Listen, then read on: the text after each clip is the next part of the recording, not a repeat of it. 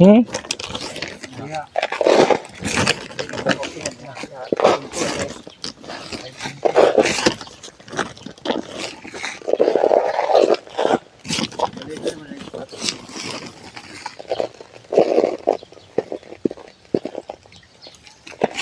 Yeah, sabi ng may-ari daw, magpalit ng tubig daw every 45 days. Ano siya dan?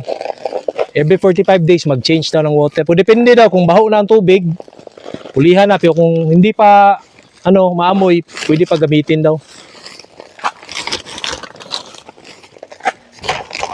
So nag-aasula tayo ka backyard kasi meron tayong mga alaga ay manok nato'y baboy. Para matry natin ba anong buwan. Yan, ubos na. Next ani yung apsula na natin.